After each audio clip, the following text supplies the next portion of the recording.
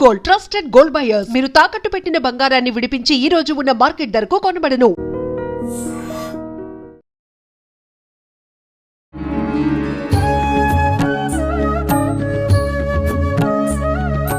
నమస్కారం, welcome to I dream. ధర్మ మార్గం విత్ విజిత కార్యక్రమానికి స్వాగతం. ప్రస్తుతం మనతో పాటు ఉన్నారు ప్రముఖ ఆధ్యాత్మికవేత్త ప్రొఫెసర్ సత్యనారాయణమూర్తి గారు. ఇప్పుడు గురుగారితో మాట్లాడదాం. నమస్కారం గురుజీ. నమస్కారం మా విజిత. గురుజీ, మంత్రం అంటూ ఉంటాము. ఈ మంత్రాన్ని మనం ఎంతగా ఉచ్చరిస్తే అంత ఎనర్జీ మనకు వస్తుంది అంటారు. అంటే దీన్ని బట్టి మంత్రంలో ఏదో ఒక ఎనర్జీ ఉంది అనేది అర్థమవుతుంది. అంటే మంత్రానికి ఈ ఎనర్జీ, ఈ బలం అనేది ఎక్కడి నుంచి వస్తుంది, ఆ మంత్రాన్ని మనం ఏ రకంగా చేస్తే ఆ శక్తి మనకు వస్తుందో దాని గురించి వివరించండి. తప్పకుండా. ఇప్పుడు ప్రతి దేవతకి కూడా ఒక మంత్రము, ఒక బీజాక్షరము అనేటటువంటివి నిర్దేశించబడ్డాయి. క్లీం కృష్ణాయ గోవిందాయ గోపీ జనవల్లభాయ స్వహ అన్నాం. శ్రీకృష్ణుడి మంత్రం అది. క్లీం బీజం అనగానే ఆకర్షణ బీజం. అలాగే ఓం క్రీం క్రీం క్రీం హూం హూం హ్రీం హ్రీం దక్షిణే కాలికే క్రీం క్రీం క్రీం హూం హూం హ్రీం హ్రీం హుం ఫట స్వాహ అన్నాం. క్రీంకార బీజము కాళి బీజము. అలాగే ఓం ఐం మదపద వాగ్వాదిన్యై స్వాహ ఆం ఆం గృహాణ గృహాణ ఐం మదపద వాగ్వాదిన్యై స్వాహ అంటాం. ఐంకార బీజము ఇచ్ఛాశక్తి, ఆమె జ్ఞానశక్తి, సరస్వతి బీజం అంటారు. ఇలా ఒక్కొక్క దానికి ఒక్కొక్క బీజం ఉంటుంది. అసలు దైవానికి ఆహారం ఏంటి? మనం పెట్టే నైవేద్యాలు కాదు ఆహారం. మనం ఎందుకు పెడుతున్నామంటే అవి మనం తినేయడానికి అంతే. మనకు నచ్చిన పాయసాలు, దద్దోజనాలు, మంచి పులిహారలు అవి పెడితే మనం చక్కగా దేవుడికి పెట్టి దేవుడి కంటితో, అంటే దేవుడు తింటా అని మళ్ళీ డౌట్ రావచ్చు నేను చెప్పేదాన్ని బట్టి. తింటాడు. ఎలా తింటాడంటే నైవేద్యాన్ని కళ్ళతో అలా చూస్తాడు. కళ్ళతో చూస్తే అది ఆరగించినట్లు లెక్క. ఆ తర్వాత మనం తింటాం. అసలు యాక్చువల్గా మంత్రానికి, దేవతకి ఆహారం ఏమిట్రా అంటే మనం మంత్రం ఎంత ఉచ్చరిస్తే అది ఆహారం అవుతుంది అని శాస్త్రం చెప్తుంది. అందుకనే 1008 చేయండి, 108 చేయండి అంటాం. ఆ తర్వాత ఒక క్రమబద్ధీకరణలో చేయండి అంటాం. 40 రోజుల పాటు 108 సార్లు చేయండి అన్నాం. ఆ 108 సార్లు చేస్తే ఆ పూట మనం మార్నింగ్ చేస్తాం కదా, మళ్ళీ మర్నాడు మార్నింగ్ కనుక చేయలేదనుకోండి, ఆ దేవత మన కోసం ఎదురు చూస్తుంది. ఏమొచ్చింది వీడికి, రోజు చేసేవాడు నైవేద్యం పెట్టలేదు ఈరోజు అని చూస్తుంది అనమాట. అంటే నైవేద్యం అంటే తిండి నైవేద్యం కదా, మంత్రం జపం చేయట్లేదు అని. మంత్రానికి అనంతమైనటువంటి శక్తి. ఏ బీజాలని, ఏ అక్షరాలనైతే కదిపితే ఒక అర్థవంతమైనటువంటి శక్తి పుడుతుందో ఆ యొక్క ఆ అక్షరాలని సంపుటీకరణం చేశారు ఋషులు. అందుకనే ఓం నమః శివాయ అని మంత్రం ఉంది. దీన్ని జపించడానికి ఎన్నో, ఇందులో లక్షల కండరాలు కదులుతాయన్నమాట. లక్షల నరాలు, లక్షల కండరాలు కదిలితే ఆ శబ్దం వచ్చింది. ఈజీగా వచ్చింది అనుకుంటున్నాం మనం. ఆ ఓం నమః శివాయ అన్న మంత్రాన్ని అర్జునుడు విశ్వసించాడు కాబట్టి మన బెజవాడ కనకదుర్గమ్మ తల్లి ఇంద్రకీలాద్రి కొండ మీద కూర్చొని జపం చేస్తే, తపస్సు చేస్తే పాశుపతాస్త్రాన్ని ఇచ్చేశాడు. ఎవరు? పరమేశ్వరుడు. అంత శక్తి ఉంది ఓం నమః శివాయ. మరి అందరికి ఎందుకు రావట్లేదు? మొత్తం జనమందరికీ పాశుపతాస్త్రాలు. అర్జునుడిలో నమ్మకం ఉంది శివుడి పట్ల. అదేవిధంగా ఓం నమో నారాయణాయ అన్న మంత్రం పట్టుకున్నాడు. ఆ మంత్రం పట్టుకోగానే ధ్రువుడు ఆయన పాపం శ్రీమన్నారాయణుని సవతి తల్లి అవమానించిందని తన తండ్రి తనని తొడ మీద కూర్చోపెట్టుకోవాలని స్వల్పమైన చిన్న కోరిక కోసం కోరుకుంటే తపస్సు చేయి జగన్నాథుడే, జగాలకి మొత్తం ప్రపంచాలకే తండ్రి అయినటువంటి వాడు నీకు తండ్రిరా, ఆయనే వచ్చి నిన్ను తొడ మీద కూర్చుంటాడు. ఆఫ్టర్ ఆల్ ఈ మానవ తండ్రి ఎందుకురా నీకు అని వాళ్ళ తల్లి చెప్పుద్ది. చెప్పగానే ఓం నమో నారాయణాయ అని చెప్పగానే శ్రీమన్నారాయణమూర్తి వచ్చి ధ్రువుడిని, చిన్న బాలుని తన తొడ మీద కూర్చోబెట్టుకొని ద్రౌపదాన్ని ఇచ్చాడు. మనమేమనుకుంటాం, ఇప్పుడు ఆధునిక కాలంలో ఉన్నటువంటి యూట్యూబ్లో చెప్పేటటువంటి మంత్రాలు వాళ్ళు వచ్చేసి కన్ఫ్యూజ్. రాహు అంటే యూట్యూబే అనమాట. కలిపురుషుడు అంటే ఎవరో కాదు. అంటే లేనిపోని సందేహాలు కూడా కలిగేలాగా ఉంటాయి ఆ ప్రశ్నలు. రాహు. ఓం నమః శివాయ చిన్న మంత్రము, ఓం నమ నారాయణాయ చిన్న మంత్రం, ఓం నమ నారాయణ నీకు నమస్కారం, శివ నీకు నమస్కారం, ఇదే మంత్రం అనే భావనలో వాళ్ళు చెప్తారు.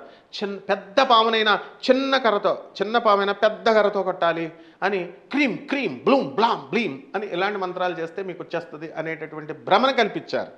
కాబట్టి మనందరం వాళ్ళ ఆ రాహువుని ఎవడో తప్పించుకోలేడు. ఆ భ్రమలో పోయి మనం అలాంటివే వస్తాయేమో అని చెప్పేసి ఈ ఓం నమ శివాయలు, ఓం నమో నారాయణాయలు, లక్ష్మీదేవిని ఎవడో పట్టించుకోవట్లేదు. సరస్వతీదేవి డౌన్ అయిపోయింది, పార్వతీదేవి డౌన్ అయిపోయింది. లక్ష్మీదేవి కొంచెం డబ్బులు కావాలి కాబట్టి అప్పుడప్పుడు లక్ష్మీ పూజ చేస్తానన్నారు జనాలు. ఇకపోతే ప్రత్యంగిర, వారాహి, దశమహావిద్యలు, ఇలా ఎవరేది చెప్తే ఆ యొక్క మంత్రాలు చేస్తూ వస్తున్నారు. అయితే వాటిలన్నిటికీ కూడా ఎనర్జీ ఉంటుంది. యక్షగంధర్వ కిన్నెర సేవితాం ఈ అమ్మవార్లు పార్వతీదేవి. అందువలన ప్రతి మంత్రానికి కూడా మననం చేసే కొద్దీ, ఇప్పుడు విష్ణువు అంటే అర్థం ఏమిటి? విష్ణుమూర్తి గదలు శంఖాలు పెట్టుకొని వచ్చేసాడు ఆయన రూపం అని అనుకుంటాం. విష్ణువుకి ఆ శక్తి ఎలా వచ్చింది అంటే, అందరూ కూడా ఇప్పుడు ధర్మ మార్గంలో విజిత అని ఉంది. అందరూ చెప్పుకోవడం ధర్మ మార్గంలో ఉన్న విజిత అని. ధర్మ మార్గం సేమ్ నీకులాగే అందరూ కాపీ కొడుతున్నారు, చూస్తున్నాను. విజిత అని చెప్పడం వల్ల నీకు ఆ శక్తి వస్తుంది. అలా నారాయణ, విష్ణువు నారాయణ నారాయణ నారాయణ అంటుంటే ఆ మహావిష్ణువుకి మన పేరు ఎవరు ఎంత ఎక్కువ సార్లు జపిస్తే అంత శక్తి మనకు వస్తుంది అనమాట. అందుకే శ్రీమన్నారాయణమూర్తికి అంత శక్తి వచ్చింది. కాబట్టి ఖచ్చితంగా మన యొక్క మనిషికి చాలా స్వల్పమైన కోరికలు, చాలా అసలు అప్పుల బాధలు, భార్యాభర్తల బాధలు, పిల్లలు లేరు, ఉద్యోగాల్లో ప్రమోషన్స్, డెవలప్మెంటు, ఇల్లులు కట్టాలా, ఇలాంటివే, కారు కావాలా, మంచి బట్టలు కావాలా, ఇలాంటివే కోరికలు ఉంటాయి. కాబట్టి ఈ కోరికలన్నీ కూడా తీర్చడానికి అనేకమైనటువంటి మంత్రాలు ఉన్నాయి. ఇష్టకామ్యార్థ మంత్రాలు అంటాం. హైయర్ ఎనర్జీస్, ఆ ఎనర్జీస్ని బట్టి మనకి శివుడి ఎనర్జీయా, ఎంత టాప్ లెవెల్ ఎనర్జీసా, లోయర్ లెవెల్ ఎనర్జీస్ సరిపోతాయా, మీడియం లెవెల్ ఎనర్జీస్, ఆ యొక్క దేవతలను మనం ఎన్నుకొని ఆ మంత్రాలను కనుక మనం చేసినట్లయితే బ్రహ్మాండంగా మనకు సక్సెస్ వస్తుంది. దీనికి నైవేద్యాలు కూడా ప్రత్యేకమైనటువంటి నైవేద్యాలు అవసరం లేదు. ఒక చిన్న గుడోదక నివేదం అంటే బెల్లం ముక్క, చిన్న ముక్కను తీసుకుని వచ్చి ఆ బెల్లం ముక్కను అక్కడ పెట్టి నైవేద్యం కనుక పెట్టినట్లయితే ఖచ్చితంగా మనకి ఆ అమ్మవారి కోరిక తీరుతుంది. ఒక మండలం చేయాలా అండి, 21 రోజులు చేయాలా అండి అని అడుగుతూ ఉంటారు. జనరల్గా ఒక మండలము 2 మండలాల్లో ఏ కోరికైనా కూడా తీరిపోతుంది. అయితే వీళ్ళు స్టార్ట్ చేసిన అప్పటి నుంచే, గురుగారు మేము మంత్రాలు చేస్తున్నామండి, మీరు 41 రోజులు అన్నారు కదండి, 41 రోజులకి ఇంకా నాకు అమ్మవారు ప్రత్యక్షం అవ్వలేదు, అమ్మవారు నాకు కనపట్టలేదు అని అనేవాళ్ళు చాలామంది ఉన్నారు. ఇప్పుడు అవి ఎక్స్పెక్ట్ చేయకూడదు. అమ్మవారు హైయర్ ఎనర్జీ, అమ్మవారి దర్శనము ఇచ్చినప్పుడు ఆదిశేషుడైనటువంటి బలరాముడు తన సాల్వుడిని చంపేటప్పుడు కంప్లీట్గా ఆదిశేష అవతారం ఎత్తేస్తున్నాను అని చెప్పేసి ఎత్తేస్తాడు. అక్కడ శుక్రాచార్యుడే ఆయన ఆ తేజస్సును చూడలేక కళ్ళు మూసేసుకుంటాడు. సాల్వుడు ఆఫ్టర్ ఆల్ వాడు ఒక రాక్షసుడు, వాడు ఎవ్వరు అక్కడ ఉన్నటువంటి వాళ్ళు శ్రీకృష్ణుని కుమారులు, ప్రద్యుమ్నుడు, తర్వాత వీళ్ళందరూ కూడా సాంబుడు, ఎవ్వరికీ కనబడ్డు ఆదిశేషుడు అవతారం. కాబట్టి ఈ భ్రమ నుంచి బయటకు వచ్చేయాల. ఏంటంటే అమ్మవారి పక్కన కూర్చుని మనకి ఉంటుందా, ఆ ఫీలింగ్ ఉంటుంది. డెఫినెట్గా మనం మంత్రం చేసినప్పుడు ఎవరో ఒకళ్ళు మన పక్కన తిరుగుతున్నట్టు, ఇంకొకళ్ళు మనతో పాటు ఉన్నట్టు, ఇంకొకళ్ళు మనల్ని అబ్జర్వ్ చేస్తున్నట్టు, మన బాడీలో వెయిట్ అయినట్టు చాలా రకాల అనుభవాలు జరుగుతూ ఉంటాయి. ఒక రకమైనటువంటి ఉత్తేజము, ఒక రకమైన ఆనందము, ఇవన్నీ కలుగుతున్నట్టుగా వస్తాయన్నమాట. కాబట్టి ఈ యొక్క మనం మంత్రం జపం చేయడం మీద దృష్టి పెట్టాలి. ధ్యాస మీద శ్వాస, శ్వాస మీద ధ్యాస, శ్వాస మీద మనం ధ్యాస పెట్టాలి. ఆ విధంగా మంత్రం మీద ధ్యాస పెట్టాలి. రకరకాలైన మార్గాలు ఉన్నాయి. దీనికి గురువు కావాలి. ఆ గురువు యొక్క కనుసన్నల్లో వీళ్ళంతా కూడా మంత్ర జపం చేసుకోవాలి. గురువు అంటే మరి నాకు దొరకనటువంటి వాళ్ళు చాలామంది, గురువుగారు లేరు కదండి, మరి మాకు ఏంటి పరిస్థితి అంటే, మన కుర్తాల పీఠాధిపతం చక్కగా గురువుగారైనటువంటి సిద్ధేశ్వర స్వాముల వారు చెప్తారు. మన రమ్యానంద భారతి మేడం కూడా, అమ్మవారు కూడా చెప్తారు. ఏమనంటే, ఎవరూ లేనప్పుడు శివుడికి ఒక పేపర్ తీసుకొని, ఓం నమ తండ్రి నాకు ఎవరు గురువు లేరు, నువ్వే నాకు గురువు ఉండాలని అక్కడ శివుడి దగ్గర పెట్టండి, లేకపోతే నందీశ్వరుడి దగ్గర పెట్టండి అని అన్నారు. అందువలన ఎవరైతే గురువులు లేరనుకునే వాళ్ళు ఆదిశంకరులు ఉన్నారు. వాళ్ళు ఎప్పుడు ఆ ఎనర్జీస్ మన చుట్టూనే ఉన్నాయి. గురుమండల వ్యవస్థలో ఆదిశంకరులు ఉన్నారు, రామానుజాచార్యులు ఉన్నారు, శ్రీకృష్ణుడు ఉన్నాడు, జగద్గురువు వివేకానందుడు ఉన్నాడు, ప్రభాతరంజన్ సర్కార్ గారు ఉన్నారు, ఇలా రమణ మహర్షుల వారు ఉన్నారు. జగద్గురువులు ఎప్పుడూ ఉంటారు. కాబట్టి వాళ్ళని మనసులో తలుచుకొని మనము ఈ మంత్ర జపం చేస్తే 100%, 100% కూడా వీళ్ళు కోరుకున్న కోరికలు తీరుపుతాయమ్మా. చాలామందికి మొత్తము ఎవరు కూడా మా కోరికలు తీరలేదు అనేటటువంటివి అవసరం, ఇది అవసరం లేదు. అహల్య, ఒక రాయ కింద ఉన్నటువంటి అహల్య ఆమెని ట్రాన్స్ఫార్మ్ చేస్తాడు మళ్ళీ మనిషి కింద. సో అంటే దీంట్లో ఏంటంటే ఇనానిమేట్ బాడీని కూడా యానిమేట్ బాడీగా మార్చే శక్తి రామ పాదానికి, రామ స్పర్శకు ఉంటుందని అర్థం ఇది. కాబట్టి ఆ విధంగా ఏదైనా చేయగలడు. మన మానవుడికి ముఖ్యంగా ఈ మంత్రోపదేశాలు, మంత్రాలు ఎందుకు చేస్తామంటే అమ్మా, ఈ చిన్న చిన్న బుడ్డబుడ్డ కోరికలు ఇవన్నీ తీర్పుతాయి, దానికోసం కాదు. మనకి బాడీ ఊరికనే ఎవరో దేవుడు ఫ్రీగా ఇవ్వలేదు. ఇది ఎంతో కష్టపడి ఎన్నో పుణ్యాలు చేసాం మనం, చాలా చాలా పుణ్యాలు. ఇప్పుడు దేవుడు ఒక 1000 రూపాయలు ఇవ్వు దేవుడా అని మనం అంటే 1000 రూపాయలు కూడా నీ అకౌంట్స్ చెక్ చేస్తారు, కర్మ సిద్ధాంతం చూసి ఈమె కర్మలు బాగున్నాయా లేదా అని చెక్ చేస్తారు. చేసి శివుడు ఆదేశించాలా, లక్ష్మీదేవి ఏమో చూడాలి, అకౌంట్స్ చెక్ చేసి అకౌంట్స్లో ఉంటేనే ఇస్తారు, లేకపోతే శాంక్షన్ చేయరు. అలాంటిది ఇక్కడ ఈ యొక్క మంత్రోపదేశం చేయడం వల్ల కర్మక్షయం అయిపోతుంది అనమాట. కర్మక్షయం అయిపోయి కర్మలన్నీ కూడా తొలగించి రానున్నటువంటి జన్మలో ఉన్నటువంటి ఆయుర్దాయాన్ని తీసుకొచ్చి ఈ జన్మలో పెట్టి మనకి ఆయుర్దాయాన్ని పెంచినట్టు గురుచరిత్ర చెప్తోంది. అలాగే ఈ యొక్క జగద్గురువుల యొక్క అనుగ్రహం వల్ల మనకి ఈ కోరిక ఆ కోరిక అని లేదు. ఈ మానవ బాడీ ఎంతో మనం కష్టపడి వచ్చింది కదా.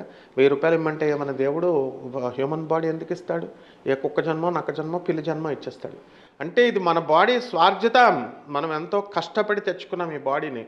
దీన్ని మనము దైవ సాధన కోసం కనుక మనం ఉపయోగించినట్లయితే, పరోపకారం ఇదం శరీరం కలుధర్మ సాధనం, పరోపకారం ఇదం శరీరం, ఈ ధర్మశాస్త్రం ఏదైతే చెప్తుందో ఇప్పుడు ఎవరు కూడా చెప్పట్లేదమ్మా, శాస్త్రాలు చెప్తున్నదాన్ని దాన్ని హైలైట్ చేయట్లే. నువ్వు పాపాలు చేస్తే నీచాది మతయోధాలు కిందకి వెళ్ళిపోతున్నావు అని చెప్తున్నారు, కానీ పైకి వెళ్ళే అవకాశాలు ఉన్నాయని ఇంతవరకు ఏ స్వామీజీ కానీ ఏ ప్రవచనకారులు కానీ హైలైట్ చేయట్లేదు. కానీ మనకి ఉన్నటువంటి అవకాశం శాస్త్రం ఏం చెప్తుందంటే, మనం దేవతలుగా మారచ్చు, యక్షులుగా మారచ్చు, గంధర్వులుగా మారచ్చు, మనకి కూడా ప్రమోషన్ ఉంది. ఆ దిశగా ఈ యొక్క మంత్రోపదేశం మనం చేసుకున్నట్లయితే ఈ యొక్క భూలోకంలో ఉన్న కష్టాలన్నీ మనం అనుభవించక్కర్లా, చక్కగా దేవతా జన్మ వస్తుంది. అదే నవవిధ భక్తి చెప్తుంది, సారూప్య మోక్షం, సామీప్య మోక్షం అని చెప్తుందనమాట. కాబట్టి మనమే చక్కగా గోలోకంలో రాధమ్మ తల్లికి అసిస్టెంట్స్ కిందో, కృష్ణుడికి అసిస్టెంట్స్ కిందో, కృష్ణుడి ఫ్రెండ్స్ కిందో బతకొచ్చు. ఎందుకు వచ్చింది ఈ భూమి మీద అందరూ మన పక్కనే ఉంటూ కుట్రలు చేసే, కుతంత్రాలు చేసేటటువంటి వాళ్ళ మధ్య. కాబట్టి ఇంత పెద్ద ఫలితాలు ఉన్నాయి మంత్రోచ్చారణ వల్ల. ఇది నాకు దేవతా జన్మ వద్దండి అనేవాళ్ళు కూడా ఉన్నారనమాట. సో అటువంటి వాళ్ళకి నాకు మళ్ళీ మానవ జన్మే కావాలండి, నేను ఇంకా ఎంజాయ్ చేయాలి అనేవాళ్ళు కూడా ఉన్నారు. సో అటువంటి నేను విన్నాను మా తోటి ప్రొఫెసర్లే. ఐ డోంట్ వాంట్ మోక్షం sir, your always tell about salvation and all. I want to again take birth and I want to enjoy అంటున్నారు. ఓకే అమ్మా, ఓకే ఎంజాయ్ చేయ. అయితే భూలోకంలో అది కూడా మంత్రం కృష్ణుడు రెడీ, ఎవరికి ఏది కావాలంటే అది ఇచ్చేస్తాడనమాట. కానీ బెటర్ ఆప్షన్ ఏంటంటే జగద్గురువులు ఏం చెప్తారంటే, చక్కగా మనకి దేవతా జన్మ రావడానికి అవకాశాలు ఉన్నాయి కాబట్టి ఆ దిశగా ఈ మంత్రోచ్చారణ వల్ల కూడా మనం ప్రయత్నించుకోవచ్చు. ధన్యవాదాలు. And for more videos, Please subscribe to iDream. Please subscribe to iDream. Please subscribe iDream. And please subscribe to iDream. For more videos, subscribe to iDream. please like, share and subscribe to the channel. Congratulations, iDream. Subscribe to iDream. Subscribe to iDream. So subscribe to iDream Media. iDream ki iDream team andarki huge congratulations. Please subscribe iDream Media. Please subscribe to iDream. Subscribe iDream. Please subscribe to iDream. iDream అంటే నా కళల ఛానల్ను subscribe చేసుకున్న నోరు తిరుగుతలేదు, మీరైతే గంట గుర్తు కొట్టండి. For more such videos, please subscribe to iDream. Subscribe to iDream. Please subscribe to iDream. Please subscribe iDream Media. Please do subscribe to iDream. Please subscribe to iDream Media. For best entertainment and information, please subscribe iDream. And don't forget to subscribe to iDream.